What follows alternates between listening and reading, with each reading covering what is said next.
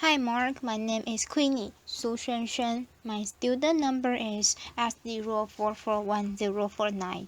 The title of the speech is Hsuan-hsuan Stories from Home for Terminally Ill Children. I want to introduce you to some very wise kids that I have known, but first I want to introduce you to a camel. This is Cassie, a therapy camel visiting one of our young patients in her room, which is pretty magical. A friend of mine raises camels at his ranch in the Santa Cruz Mountains. He has about 8 of them, and he started 30 years ago because he thought horses were too mundane. John is an out-of-the-box thinker, which explains why the two of us have been such good friends all of our lives.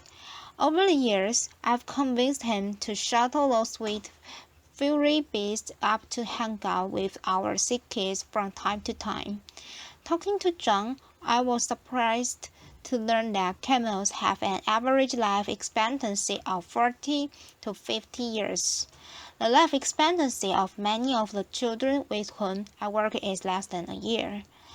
This is a picture of the George Mark Children's House, the first pediatric palliative respite care center to open in the United States.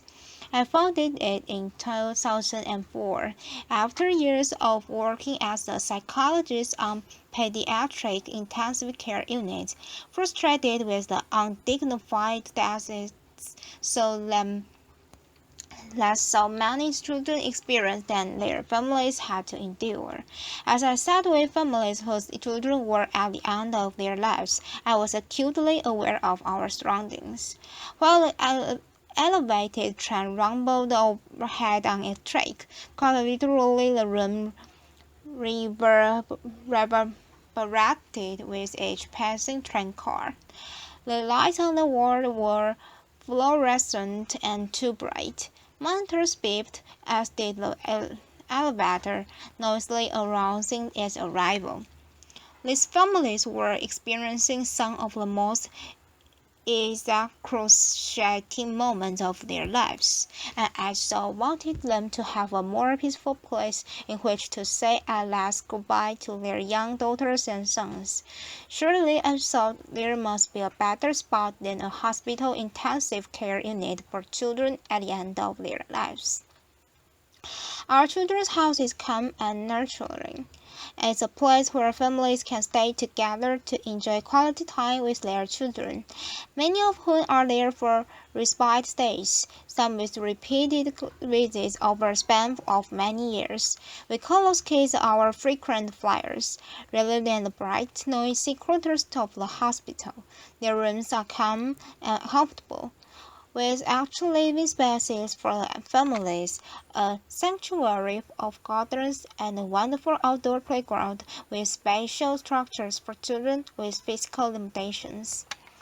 These sweet babies' lords come to us directly from hospital intensive care unit. Imagine hearing the heartbreaking news that none of us would ever want to hear. His parents had been told that Lars had a brain anomaly that would keep him from ever swallowing, walking, talking, or developing mentally. Recognizing what little chance he had for survival, his parents chose to focus on the quality of time they could spend together.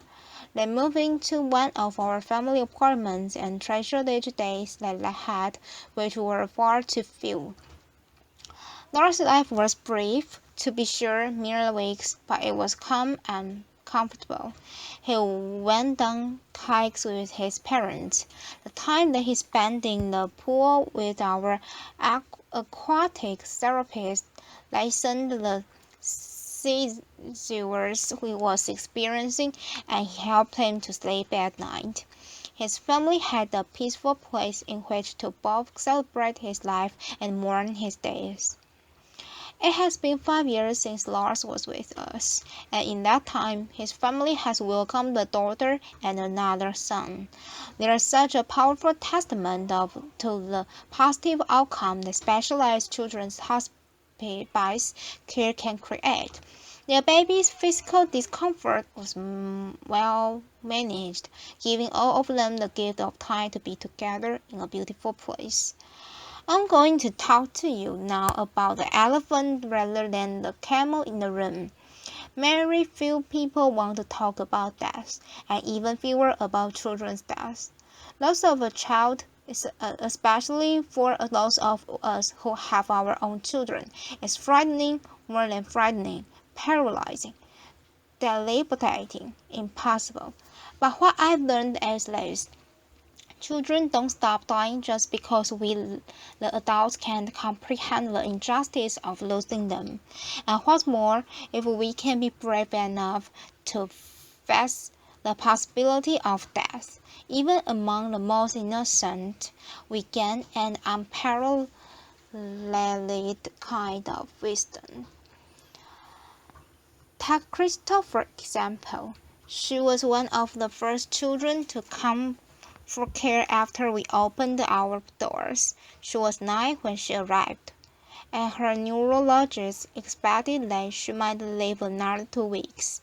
She had an inoperable brain tumor, and her decline had really accelerated in the week before she came to us. After settling into her room, dressed entirely in pink and lavender, surrounded by the Hello Kitty accessories that she loved, she spent the next several days whizzing over the hearts of every staff member. Bit by bit, her condition stabilized, and then to our astonishment, she actually improved. There were a variety of factors that contributed to Crystal's improvement, which we later came to call the George Mark bump. A lovely, not uncommon phenomenon where children outlive the prognosis of their illnesses if they are outside of the hospital.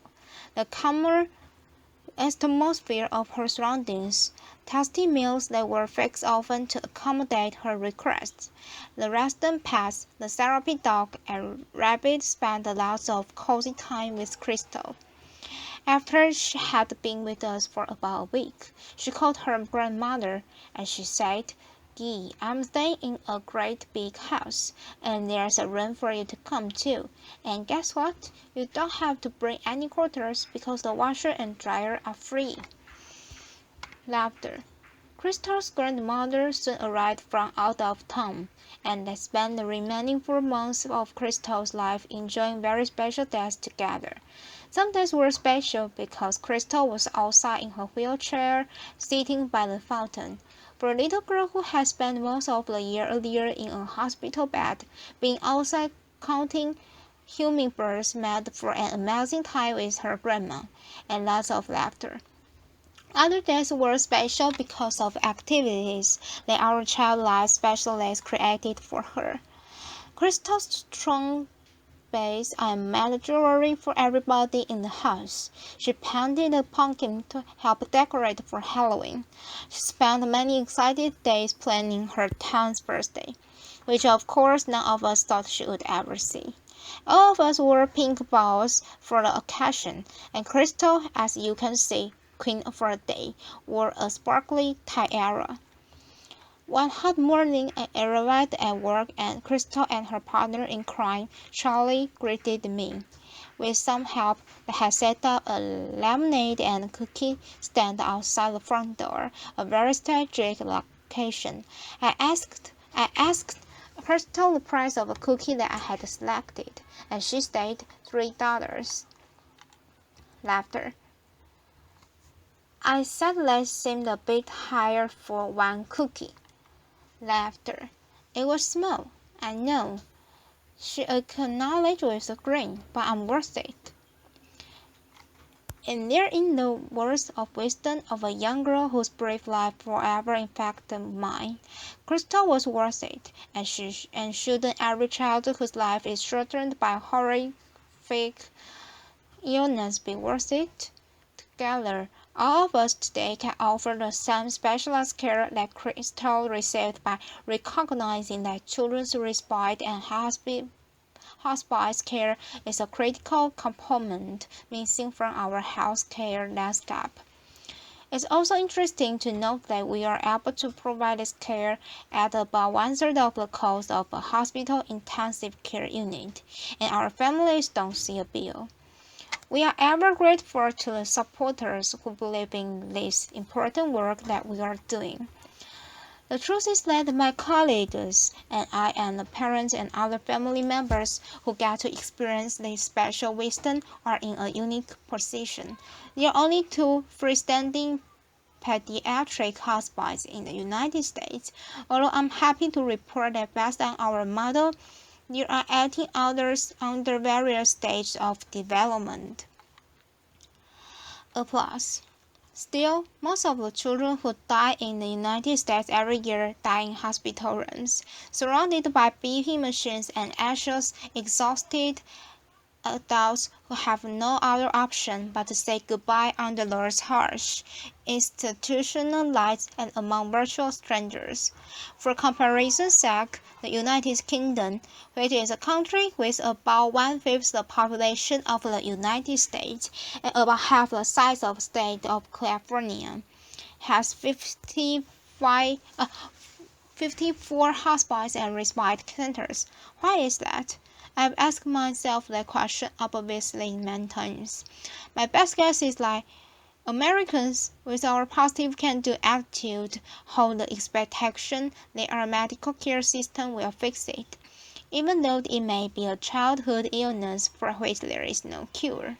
We go to extraordinary measures to keep children alive when in fact the greatest kindness that we might give them would be a peaceful, pain-free end of life. The transition from cure to care remains a challenging one for many hospital physicians, whose training has really been about saving lives, not about gently guiding the patient to the end of life. The death of a sweet baby for whom we cared at the end of her life certainly captured this dichotomy when he reflected that there are a lot of people to help you bring an infant into the world, but very few to help you usher a baby out. So what is the magic ingredient at George Mark? The complex medical diagnoses that bring our young patients to us mean that their lives have often been restricted, some to a hospital bed for long periods of time, others to wheelchairs, still others to intensive courses of chemotherapy or rehab. We make a practice of ignoring those limitations. Our default answer is yes, and our default question is why not? That's why we took a young boy who wasn't going to live for another basketball season to Game 5 of the World Series. That's why we have a talent show put on by the staff and kids for family and friends who wouldn't be enchanted by a young boy playing a piano piece with his feet, because his arms are atrophied. That's why we have a prom every year. It's pretty magical. We started the prom after hearing a dad lament that he would never pin a boutonniere on his son's tuxedo lapel. The weeks before the dance, the house is in a flurry, and I don't know who's more excited, the staff or the kids. Laughter. The night of the event involves a race in vintage cars, a walk on a red carpet into the great room, a terrific DJ and a photographer at the ready to capture pictures of these attendees and their families. At the end of the evening this year, one of our young, delightful teenage girls, Kathleen, said to her mom, "That was the best night of my whole life." And that's just the point. To capture the best days and nights, to abolish limitations, to have your default answer be yes, and your default question be why not. Ultimately, life is too short, whether we live to be 85 years or just that. Trust me. Better yet, trust some. It's not by pretending that the death doesn't exist that we keep the people, especially the little people that we love, safe. In the end, we can't control how long any of us lives. What we can control what we can control is how we spend our days, the spaces we create, the meaning and joy that we make. We cannot change the outcome, but we can change the journey. Isn't it time to recognize that children deserve nothing less than our most uncompromising bravery and our widest imagination? Thank you. Applause.